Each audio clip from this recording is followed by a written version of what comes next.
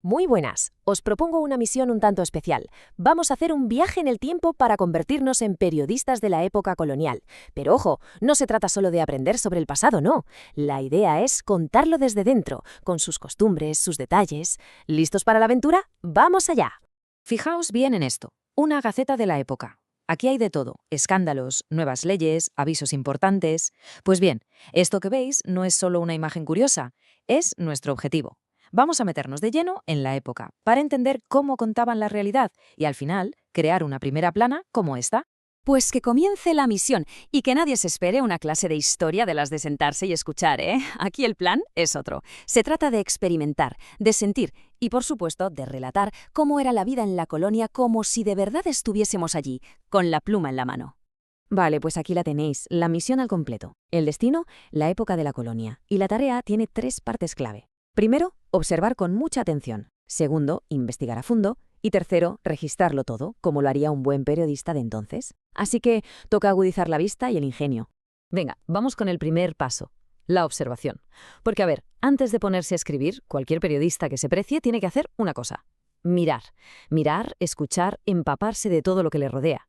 Y eso es justo lo que vamos a hacer nosotros. Vamos a poner el foco en cómo era la vida de verdad, el día a día en la colonia. Nuestra primera pregunta de investigación va directa a la educación. A ver, ¿cómo eran los colegios? ¿Quién podía ir? Porque claro, en esa época la educación no era para todo el mundo, ni mucho menos. Era algo que definía tu estatus y tu futuro. Entender esto es, básicamente, empezar a entender quién tenía el poder y el conocimiento. Seguimos observando y nos fijamos ahora en otra institución clave, el matrimonio. Que no era solo una cosa de amor, ¿eh? Era mucho más. Se trataba de alianzas entre familias, de patrimonio, de mantener el orden social. Entender cómo funcionaban los matrimonios es, sin duda, una de las claves para descifrar la sociedad colonial. Y para terminar esta primera fase, vamos a poner la lupa sobre un grupo social fundamental, los criollos. Para que nos entendamos, eran los descendientes de europeos, pero que ya habían nacido en América. ¿Qué papel tenían? ¿Qué querían? ¿Qué les frustraba? Quedaos con esta figura porque su punto de vista va a ser el motor de muchos cambios que vendrán después. Vale, observar nos da los hechos, los datos fríos. Pero para contar una historia que de verdad llegue, hace falta algo más. Hace falta empatía. Así que la misión da un giro. Ahora pasamos de mirar desde fuera a intentar sentir desde dentro. Hay que entender las distintas perspectivas para que nuestro reportaje tenga alma. Y para lograrlo, ¿qué mejor que ponerse en la piel de alguien de la época? Aquí tenemos 4 opciones, y cada una con una visión del mundo radicalmente distinta. La actividad es simple. Hay que elegir uno de estos roles y preguntarse, ¿cómo sería un día en su vida? ¿Qué sentiría? Es el primer paso para una inmersión total. Mirad, para que se entienda el abismo social que había, vamos a comparar solo 2 de estos roles. Para un criollo, la libertad era una aspiración, una lucha contra las reglas que venían de España. Pero para una persona esclavizada de origen africano, la libertad era un concepto casi inalcanzable. Sus mundos, aunque estaban en el mismo lugar, eran universos paralelos. Muy bien. Ya hemos observado y ya hemos empatizado. Es hora de pasar a la tercera fase de la misión, el análisis. Ahora nos convertimos en detectives y vamos a examinar las pistas que nos dejaron, sus textos, su literatura. Pensadlo bien, cada escrito de la época es como una cápsula del tiempo que guarda su mentalidad.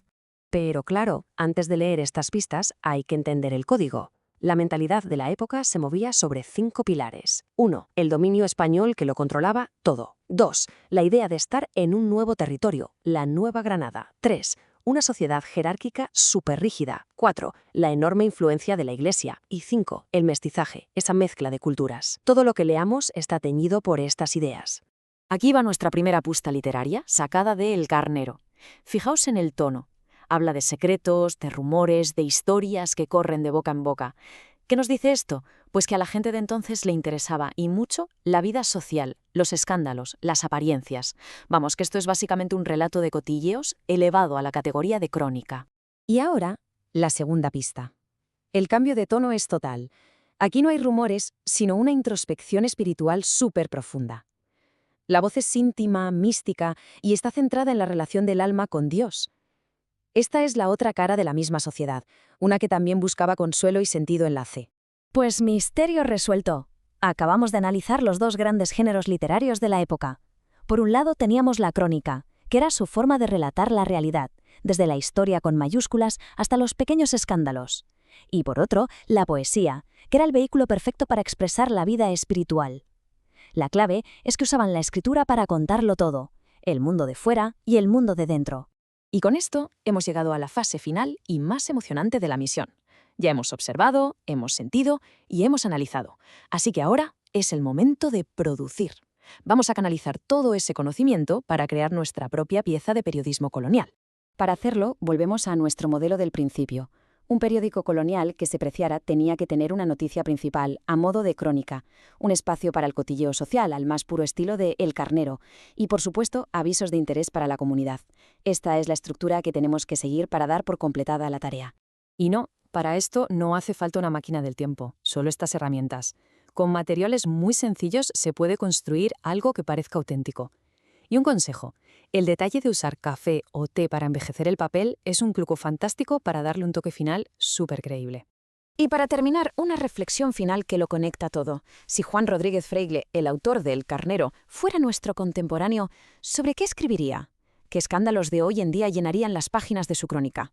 Pensar en esto nos demuestra que, aunque los tiempos cambian, la naturaleza humana y nuestra fascinación por las historias siguen siendo exactamente las mismas. Misión cumplida.